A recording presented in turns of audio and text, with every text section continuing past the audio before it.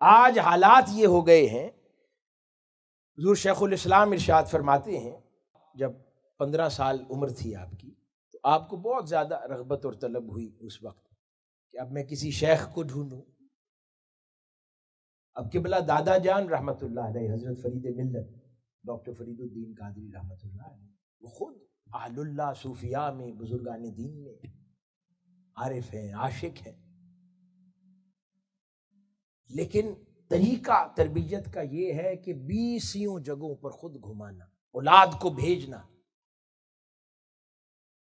کیونکہ بڑے ایسے ہی اسی راستے سے بنے تھے۔ اب ہم اگر قانون بدلیں گے تو پھر کوئی بڑا نہیں بنے گا۔ ہر بڑا ایسے ہی بڑا ہوا تھا کہ انہوں نے یہ مشقتیں، یہ فاصلے، یہ مسافتیں طے کی ہے زندگی میں۔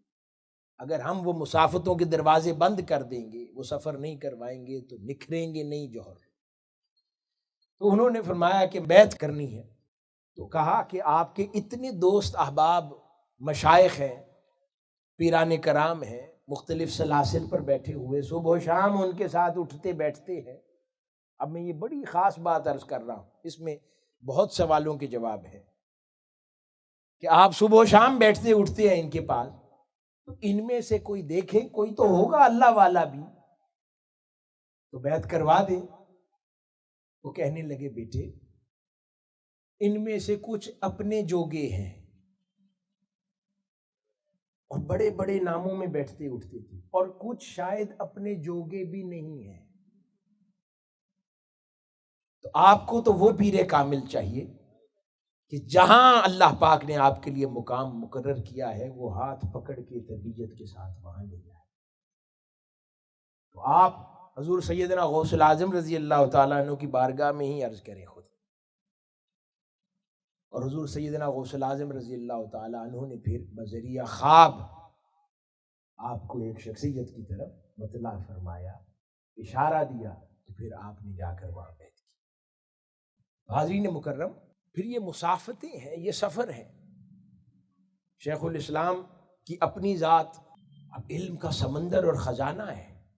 منہاج القرآن خود ایک عظیم الشان دینی تعلیم کی جامعہ ہے، پوری دنیا سے لوگ وہاں پڑھنے کے لیے آتے ہیں، لیکن ڈاکٹر حسن صاحب کو، اپنے بیٹوں کو خود وہاں سے پڑھا کر پھر دنیا میں اور مشائخ کی صحبتوں کی طرف بھیج دیا۔ وہ خود نہیں دے سکتے، کیونکہ یہ سفر میں تربیت ہے، مشقت میں، ریاضت میں تربیت ہے، وہاں سے شخصیت بنتی ہے۔ ہم نے جب مجاہدہ اور ریاضت زندگی سے خارج کر دی، پھر خانوادے، برکتیں وہ سب موجود ہیں، لیکن شخصیتیں بننا بند ہو گئی۔ یہ سادہ سی بات ہے نا۔ ہمارے بڑے وہ تھے کہ لوگ اپنی حاجتیں اور پریشانیاں لے کے ان کی طرف آتے تھے۔ پریشانی کے دنوں میں جب دین پر کوئی مشکل آتی، جب عقیدے پر کوئی مشکل آتی، جب کوئی بڑا پہاڑ ٹوٹتا، جب کوئی بڑا فتنہ کھڑا ہوتا، تو وہ ان کی طرف دیکھتے۔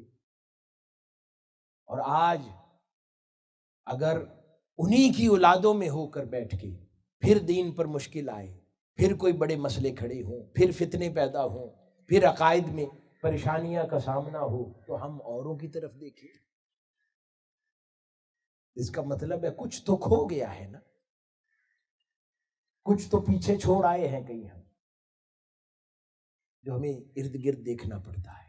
اور ایسی کوئی خاص دیر بھی نہیں ہوئی، اگر دوبارہ ہم اسی شجر سے اپنے آپ کو جوڑ لیں، وابستہ کر لیں، تو کوئی ایسی خاص دیر نہیں ہوئی، ہم دوبارہ سے اسی فیض کو یہاں پر واپس شامل کر سکتے ہیں۔ حاضرین مکرم، اب میں کچھ بزرگان دین کی اپنی جو کریٹیسزم ہے، کنسٹرکٹیو کریٹیسزم اہلیان تصوف پر اور خانقاہوں پر، وہ عرض کرنا چاہتا ہوں، کیونکہ ہم نے علم کا شغف چھوڑا، مطالعہ نہ کیا، اس سے ہم نے طریقت اور شریعت کو اپنی آسانی کے لیے دو الگ باتیں بتا دیا۔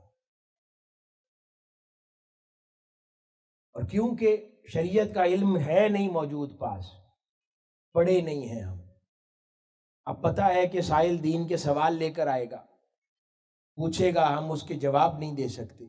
جب ہم جواب نہیں دے سکتے تو اس کی ہم سے عقیدت کم ہوگی. اس کو کیا بتائیں گے کہ مجھ سے یہ مسئلہ نہ پوچھو؟ بھیجنا تو پھر اس کو کسی عالم کے پاس پڑے گا. اب جب عالم کے پاس بھیجیں گے تو وہ کیا سوچے گا کہ یہ اللہ والا ہے، یہ پیر ہے، یہاں پر یہ سجادہ نشین ہے، اس کو یہ مسئلہ نہیں پتا دین کے بارے میں.